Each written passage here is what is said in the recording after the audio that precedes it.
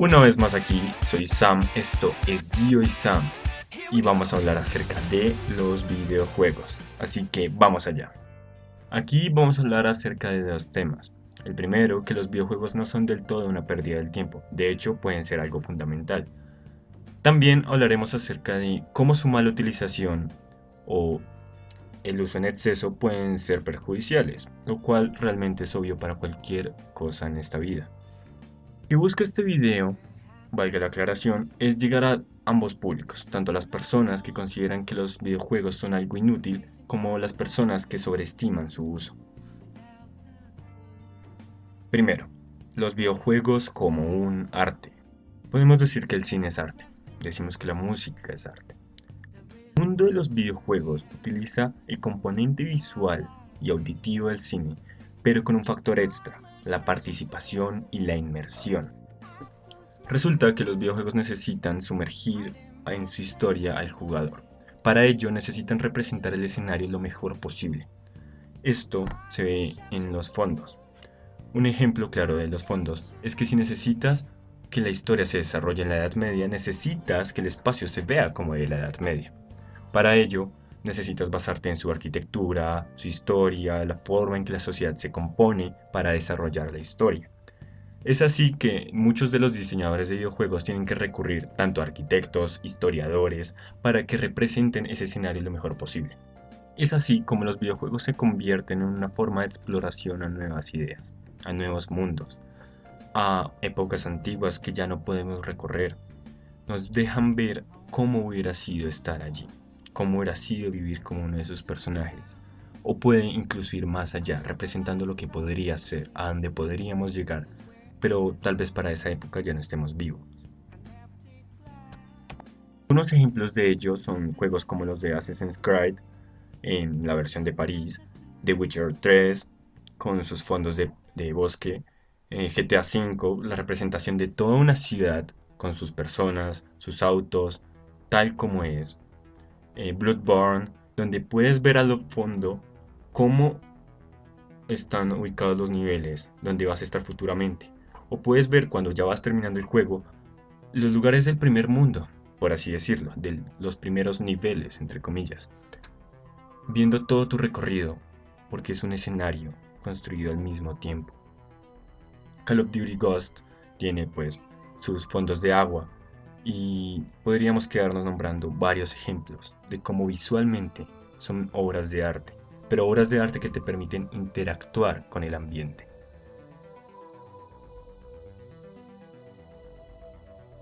Con respecto al componente auditivo, podemos decir que al comienzo los videojuegos no tenían música. Para dar la sensación de realidad, en el punk se puso el sonido del ¡pup! Y a partir de eso se convirtió en una forma de narrativa. La música nos conecta con las sensaciones de la escena, prácticamente llegando a las cinemáticas donde vemos pequeños fragmentos de historia sin que interactuemos con ellos, como una película. Así como llegamos a la parte del teatro, donde nos sentimos reflejados en el videojuego, donde podemos llegar a sentir las sensaciones de nuestro personaje principal, donde nos ponen en situaciones que en la vida real, tras de que son difíciles de ver, son difíciles de decidir siquiera. Situaciones como las que nombra Dayo en el siguiente video que les dejo a continuación. Cuando algo continúa, cuando algo está por suceder, también se convierte en un factor fundamental cuando interactúa con nosotros, cuando podemos oír los pasos del enemigo, cuando podemos utilizarlo para mejorar nuestras tácticas. Incluso si dejamos de lado los momentos dramáticos, la adrenalina o las emociones cuando conectan con la música, podemos darnos cuenta de que también hay obras musicales dentro del videojuego. Me refiero a la música orquestal, me refiero a cuando la música está tan complejamente hecha que podrías escuchar la música por horas sin siquiera estar jugando y disfrutarla, porque sigue siendo arte por sí sola. Este conjunto de cosas es el que hace que los videojuegos sean un arte. Es verdad que muchos no hemos aprendido a tocar guitarra, no sabemos cómo tocar la batería y nos encantaría. Por eso es que tocamos la guitarra de aire cuando suena nuestra canción favorita. Sin embargo, los videojuegos nos brindan la oportunidad de sentir que tocamos la canción, pero no solo sentirlo, sino de relativamente tocarlo. Al tocar simultáneamente ciertas secuencias, sincronizando con la canción. Hablando de los famosos Guitar Hero o las versiones de batería, baile, DJ, que nos permiten por un momento ser músicos. ¿Qué más hermoso que eso? También encontramos en esos pequeños fragmentos de historia que se nos muestra. También podemos encontrar historias sobre teología, historias acerca de la historia de la humanidad. Inclusive en los shooters podemos encontrar un poco de historia cuando nos involucran en las guerras mundiales. Así como llegamos a la segunda parte de este video, la violencia en los videojuegos. A continuación les mostraré imágenes muy fuertes acerca de la violencia en los videojuegos. Perdón, videojuego equivocado, deberíamos recurrir a otros. Bueno, está bien, sería muy fácil hablar acerca de cómo hay videojuegos no violentos, ¿no? Es decir, la violencia es algo que está presente en todas partes. ¿Por qué no iba a estarlo en los videojuegos? Es la pregunta. Los libros, la pintura, la música, se unen con la violencia. Porque la violencia es el contexto donde el arte se desarrolla. Por lo tanto, penetra en él. Al igual, los videojuegos tienen ese componente de violencia. La diferencia es que entra en la parte práctica de que tú la vives. Y es verdad, hay demasiada violencia en algunos videojuegos, como en algunas obras de arte o en algunos libros también lo hay. El tema es el nivel de conciencia que tenemos cuando lo vemos o lo jugamos, la influencia que puede llegar a tener en nosotros y cómo nosotros la podemos manejar. Ahí cuando hablamos del control, del autocontrol, de cómo nosotros somos conscientes de que si el videojuego nos va a hacer más violentos, no lo juegues.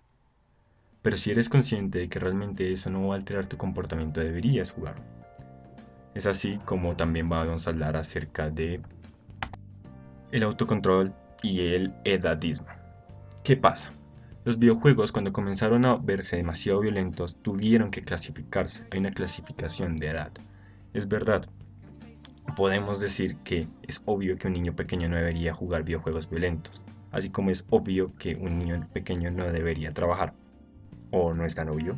Lo que sucede es que la edad es el número de años que llevamos biológicamente recorridos en este mundo. El número de vueltas que le has dado al sol es el número más comúnmente usado para clasificar cuánta madurez tienes. Sin embargo, personas que se han enfrentado a temprana edad contra la violencia, la pobreza, otras circunstancias, maduran más rápidamente. Por otra parte, personas que han estado en contextos más ligeros tienden a madurar más lentamente. Es así como puedes ver un adulto de 40 años que se comporta como un niño, o un niño pequeño trabajando para mantener a su familia que se comporta como todo un adulto. Pero eso es tema para otro video. Es así, lo único que recalco es que depende de cada uno detectar cuál es su nivel de madurez. En el caso de los que son menores de edad, la tarea se delega a sus padres, saber qué tan maduros son sus hijos y qué contenido deberían ver sus hijos, tener control sobre ellos. Por parte de los que ya son mayores de edad, debería ser deber de ellos mismos, detectar si eso los influye de alguna manera. Podríamos decir que hay dos maneras de influenciarse. Por una parte, están las personas que al jugar videojuegos se descargan de la violencia que hay en su entorno, se aíslan de todo ese entorno tan contaminante y se sienten relajadas después de desahogarse con el videojuego, evitando recurrir a otro tipo de sustancias o actividades que pueden repercutir en su medio ambiente y de verdad generar daños. Siempre están las personas que se dejan influenciar y actúan con respecto a esas influencias, que al jugar videojuegos violentos se sienten aún más violentos en su vida diaria o toman referencias de lo que deberían ser sus comportamientos en su vida. Más allá de eso, la violencia está presente, pero no es la totalidad de los videojuegos. Es verdad que se ve reflejada el nivel de violencia que maneja nuestra sociedad en la cantidad de videojuegos violentos que la gente está consumiendo, lo cual no significa que todos los videojuegos sean violentos. Lo que significa es que deberíamos enfocarnos en explorar diferentes videojuegos, donde las dinámicas no sean asesinarnos, tal vez, o simplemente tener autocontrol. También podemos decir que los videojuegos no se enseñan. Es así que llegamos a la tercera parte de este video. A lo que me refiero con que los videojuegos nos puedan enseñar como una manera de desarrollar nuestras habilidades, una manera de mejorar, o como un deporte. Los videojuegos vendrían a desarrollar distintos tipos de habilidades, y al comparar esos distintos tipos de habilidades en los distintos tipos de jugadores es que llega a ser un deporte. Porque sí, no todos tenemos el mismo pulso, no todos podemos reconocer patrones con la misma velocidad, no todos podemos reconocer y sincronizar distintos movimientos según la situación. No podemos algunos tolerar la frustración y ser perseverantes como los mejores jugadores de videojuegos. Eso es lo que enseñan los videojuegos. Cuando pierdes y pierdes y pierdes y pierdes y logras pasar el nivel, te recompensas con el logro de haberlo pasado. Porque es verdad, duele cuando no terminas un videojuego completamente. Y eso es lo que te enseña a tolerar la frustración. Entonces, dentro de los videojuegos se pueden desarrollar habilidades que pueden servir en la vida diaria. Un ejemplo, dejo el link en la descripción de la referencia, es que la Fuerza Naval de los Estados Unidos utiliza videojuegos en sus entrenamientos. Como dijimos anteriormente, son habilidades que un soldado podría necesitar: sincronización de movimientos, detectar patrones, situarse en su entorno, escuchar los sonidos específicos de tu enemigo llegando. Son situaciones que se pueden vivir en la vida real y para los cuales los videojuegos nos pueden ayudar a entrenar. Así que cuando vemos torneos de videojuegos podemos evidenciar que realmente son personas con habilidades que nosotros no tenemos. No son simplemente frikis que mantienen todo el día jugando. Son personas con un entrenador personal, son personas a las que les pagan por jugar por hora, porque es algo que no cualquiera puede hacer. La habilidad para generar estrategias varía en los videojuegos. Es verdad, cuando tú juegas ajedrez necesitas saberte cómo se mueven tus fichas. El peón, cuántas casillas se mueve, el caballo a dónde se puede poner, dónde no. Pero cuando vemos juegos como Smite, LOL, WoW, podemos darnos cuenta que las fichas del contrario no son las mismas nuestras. Tenemos que escoger cuáles son nuestras fichas, tenemos que saber los movimientos de cada una de las fichas del oponente y con respecto a eso generar estrategias, porque aquí el tablero no es cuadrado, no está sobre una mesa, aquí el tablero es un escenario grande donde tiene diferentes zonas donde te puedes ocultar, donde puedes generar distintas estrategias. Es ahí que el nivel de abstracción que necesitas es bastante alto. Ese tipo de situaciones es que nacen los jugadores de videojuegos a nivel mundial. Bueno, es así como podemos decir que los videojuegos son una gran herramienta. En sí, los juegos, desde los animales, se puede evidenciar que son una forma de aprender acerca de situaciones que pueden pasar sin arriesgarte a vivirlas tú mismo, como cuando los leones aprenden a cazar entre ellos jugando cuando pequeños. Al final podemos evidenciar que también tiene una parte emocional y artística, pero un contexto y unas ciertas influencias que pueden generar en el público al que llegan. Por eso los padres tienen en sus manos la posibilidad de generar habilidades en sus hijos mediante juegos que sean los correctos para ellos. Es deber de ellos simplemente mirar cuál es el videojuego correcto. El resto de público es necesario que se evalúen a sí mismos, que detecten qué nivel de madurez tienen, qué influencias generan ciertos videojuegos en ellos y qué influencias quieren tener en su vida, cómo se quieren ver a futuro, cómo quieren comportarse en su vida diaria y qué videojuegos les ayudan a esas metas, además de cuáles los relajan más, cuáles les permiten pasar momentos más agradables. Al final lo que busca el videojuego es simplemente hacerte pasar un buen rato, que aprendas tal vez algo, que tal vez te desahogues con el videojuego y que al final simplemente continúes con tu vida con un pequeño momento de felicidad en él. Es todo. Sin más que decir, esto fue Gio y Sam. Aquí están los otros videos que tenemos en el canal y hasta pronto.